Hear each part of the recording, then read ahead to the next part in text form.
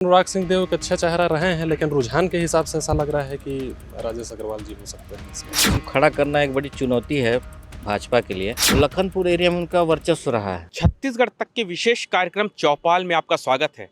आज सुबह कांग्रेस ने छत्तीसगढ़ में 30 प्रत्याशियों की सूची जारी कर दी। अंबिकापुर विधानसभा से टीएस सिंहदेव को उम्मीदवार बनाया है। वहीं भारतीय जनता पार्टी ने अभी तक अंबिकापुर से प्रत्याशी की घोषणा नहीं कर पाई है। क्या सोचती है अंबिकापुर विधानसभा की जनता, आइए बात करें। भारतीय जनता पार्टी अंबिकापुर विधानसभा से किसे प्रत्याशी के रूप में उतारेगी? मुझे लगता है राजेश अग्रवाल जी को उतारेगी। क्यों? क्योंकि अभी जो टीएस सिंहदेव जी का मेन गढ़ लखनपुर उदयपुर लगभग है, तो वो भी वहीं के हैं, तो उस हिसाब से तोड़ के लिए राजेश अग्रवाल को ही उतारेगी। क्या विशेष मुद्दे क्या रहेंगे? चुनावी मुद्दे वही विकास रहेगा, मेन तो वही दिख रहा है। अभी तो कुछ खास दिख नहीं रहा है सरगुजा से बाहर, तो मेन फोकस वही रहेगा। आप अपना नाम बताइए, कहाँ से हैं और क्या लगता है भारतीय जनता पार्टी किसे उम्मीदवार बनाएगी अंबिकापुर विधानसभा? मैं अतुल दुबे आए हैं अंबिकापुर से। जैसा इन्होंने कहा है वैसा ही मुझे भी लगता है कि राजेश अग्रवाल जी को शायद मिलना चाहिए, ऐसा माहौल के अनुसार तो लग रहा है। राजेश और कोई दूसरा चेहरा नहीं है कि भारतीय जनता पार्टी? चेहरे के मामले में अनुराग सिंह देव एक अच्छा चेहरा रहे हैं, लेकिन रुझान के हिसाब से ऐसा लग रहा है कि राजेश अग्रवाल जी हो सकते हैं इसमें। लगातार 3 बार से अनुराग सिंह देव को भारतीय जनता पार्टी ने टीएस सिंहदेव के खिलाफ उम्मीदवार बनाई थी। इस बार उन्हें क्यों नहीं बना रही है? क्योंकि लगातार 3 बार हारने के बाद में शायद जो कमियां उनमें रही होंगी, जैसे भी हो, इंटरनल हम नहीं जानते हैं क्योंकि राजनीति से हमारा कोई संबंध नहीं है, लेकिन हो सकता है कि उनसे कुछ बेहतर उनके उसमें आया हो। क्योंकि किसी को खड़ा करना मतलब रुझान है। इन्होंने पहले से प्रयास किए होंगे जनसंपर्क को लेकर के 1 साल से 2 साल से, सुनने में जो आ रहा है माहौल को लेकर के कि इनको शायद खड़ा किया जाएगा इस पार्टी से इस बार। 2008 के विधानसभा चुनाव में जब पहली बार टीएस सिंहदेव चुनाव लड़े थे और अनुराग सिंहदेव को भारतीय जनता पार्टी ने उम्मीदवार बनाई थी, तो महज 920 वोट से टीएस सिंहदेव ने जीत दर्ज की थी। फिर भी उन पर भरोसा क्यों नहीं?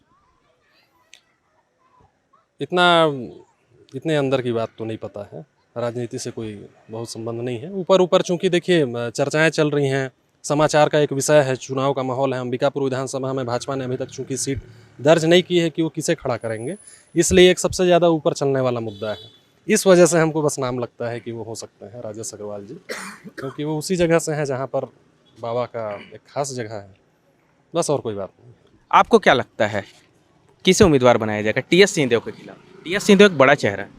हाँ, टीएस सिंहदेव तो यहाँ सरगुजा के लिए काफ़ी समय से और लंबे समय से बड़े चेहरे रहे हैं, तो उनके खिलाफ किसी को खड़ा करना एक बड़ी चुनौती है भाजपा के लिए।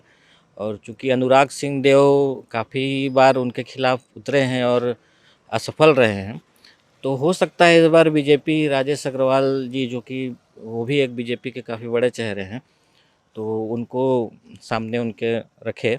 और चूँकि लोग लखनपुर एरिया से बिलोंग करते हैं, तो उनकी पकड़ उधर ज़्यादा है। और ये भी बोलूँगा कि जो टीएस सिंहदेव जी हैं, वो लखनपुर एरिया में उनका वर्चस्व रहा है लगभग। और राजेश अग्रवाल जी लगभग साल 1.5 साल से उन्होंने काफ़ी मेहनत किया है उस क्षेत्र में, तो हो सकता है उनको टिकट दिया जाए इस बार।